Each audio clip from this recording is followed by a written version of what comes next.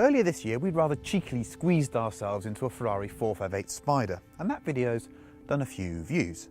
So on the back of that, I thought, well, let's phone Ferrari and ask if we can have a go in an F12 Berlinetta. And they very sportingly said, yes, you can. But this time, Chris, rather than give it back with bits of metal sticking out of the tyres, we'll give you 4 sets of tyres to destroy. You don't have to have much of an imagination to work out what's going to happen now, do you?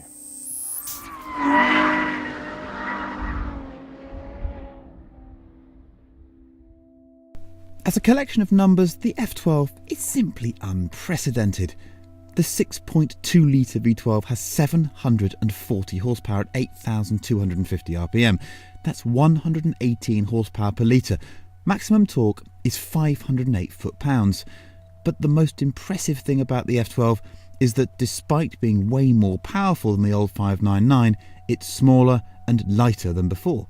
The figures are stunning: 70 kilograms lighter, 47 millimeters shorter, 63 millimeters lower and 20 millimeters narrower.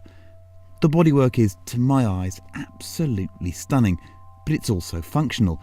There are ducts and scoops and places to peer through that contribute to low drag and some claimed downforce. Now look, I'm not too sure about claimed downforce because one man's wind tunnel is another man's, well, you know. So let's just say that the F12's epidermis appears to work the air quite radically. All we really care about are the electrically operated brake cooling ducts. Now, you probably read about this newfangled steering wheel that Ferrari put on the 458. The F12 has the same steering wheel, but I thought it would be good to let you have a look because maybe you haven't seen it before. It is a normal-ish steering wheel. It's quite big in size. It's heavily grooved in a couple of places, which means it's not as thick as it looks. It has rev lights on the top which flash. You can see those in some of the shots we've taken already. But everything is on here. Indicators, push once to start, push again to cancel. And then you've got your lights, main beam. You've got your washers down here. This button here is very important. It's a damper button. It should be called the UK button because when you press it, the suspension softens and it says bumpy road mode. In the UK, you get in the car, the first thing you do is hit that, otherwise the thing is too firm on the road. Then you've got your Manatino down here, which is like a sort of jelly bean that gives you sport race, CT off, which is a traction control mode which keeps a certain amount of assistance, a good Billy mode really, and then ESC off, which allows us to go and lay down big black lines because there's no assistance. What you need to know about this is that if you drive the car for a day, you hate it because your brain just doesn't have time to acclimatise to it. I've been running this car for 4 or 5 days now, which I've quite enjoyed, and I've really got to grips with it, and I really enjoy it. It works superbly, particularly the indicators, which I didn't like on the 458. Maybe my brain has just matured with it. Also, you have, the same as the 458, the 2 control pods either side. These don't work quite so well for me because the way I sit, they're a bit obstructed and there's just too much going on. But you have a million things going on. You've got sat-nav and other bits and bobs, and your iPod on the right hand side here, so effectively infotainment on the right, and on the left you've got all your vehicular information, which is tyre pressures, tyre temperatures, oil temperature, water temperature. There's a whole world of geeky joy to be had in here. It's a really cool cabin. Of course, you have got your auxiliary passenger data area, so they can see just how fast they're going when they're crapping themselves in the passenger seat. Launch mode, reverse, and other things down on the left here. Ergonomically, it's kind of all over the place, but once you get used to it, it works really well. And of course, it's just special. And it's all set off for me by this wonderful, great big rev counter in the middle. And actually these lovely titanium air vents, which I think are very pretty indeed. It's a great cabin. Claimed performances of the "that's not possible" variety: 0 to 62 in 3.1 seconds, 0 to 125 in 8.5 seconds, and 211 flat out. The thing should be sold with nappies for the passenger.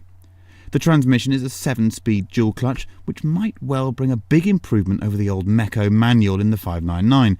Latest generation carbon ceramic brakes are 398mm at the front, and the car uses a new generation of traction control and Ferrari's electronically controlled differential.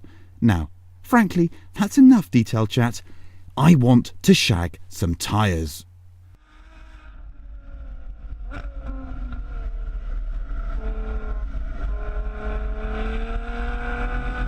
I am at the wheel of an F12 Berlinetta. I didn't think I'd be saying that.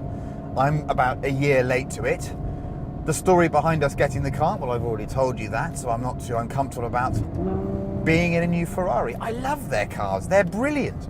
So, we're at Anglesey, we've got all these tyres to play with, but before we do that, I want to tell you a bit about the car and be sensible with it, okay? So, let's do a fast lap, and I'll talk you through the way the car performs, and then maybe we'll be a bit more silly afterwards, okay?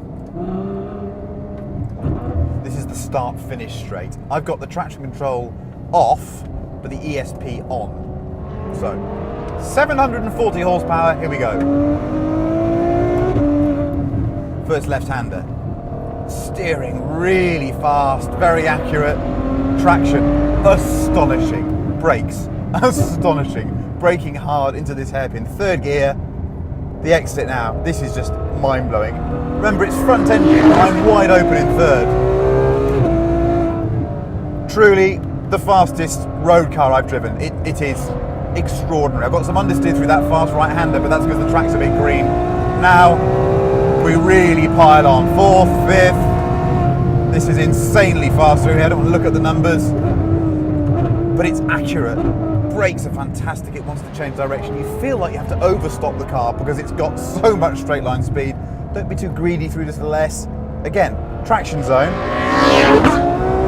Wide open, the diff's doing it all for me. The combination of the differential and the traction control through this long sweeper, the camber's falling away.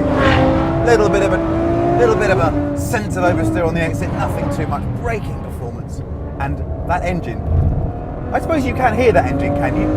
6.3 litres, 740 horsepower. Quite simply, the fastest street car I've driven, I think, in a straight line. Just mind-bending, and yet so manageable here.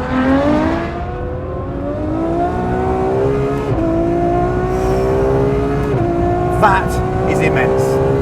This is, I think, the greatest technical achievement of a big sporting GT car I've driven. I wouldn't even look at an Aventador compared to this as a driving experience. I really mean it.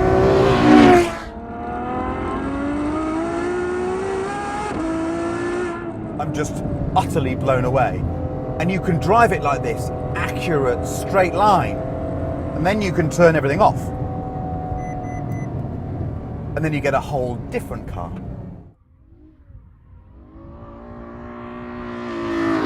Okay, so we're now ESP off, or ESC off, which is Italian for Your Honor, Your Owner. So what happens? We give it a little bit of gas? Oh, and it oversteers quite a lot.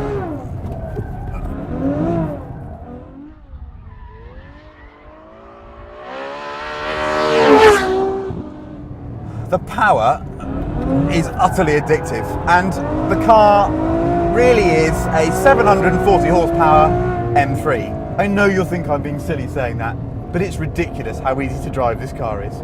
The steering is fast. You have to learn quite quickly how much steering angle you need to just measure that opposite lock, but once you do, it's not that difficult. The problem is, it's got so much power that even in some of the faster turns here, where I'd normally be using third gear, in this car I can be in fourth gear on part throttle and it's still doing a massive drift. But the balance and the appetite to be a hooligan is just addictive, I think. Watch this.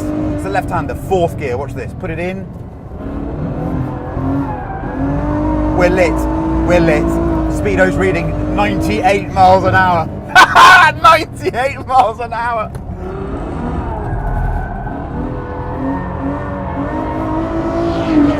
You get my drift, do you? It's just a weapon. This here, right-hander. We're entering at 87. Exit, 106. Fully lit in fourth gear.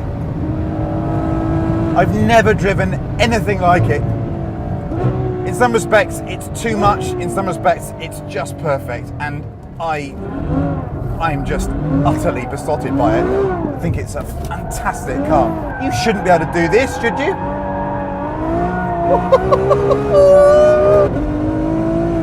Oh, I'll do one more for you before I get told to stop by Neil. Look at this.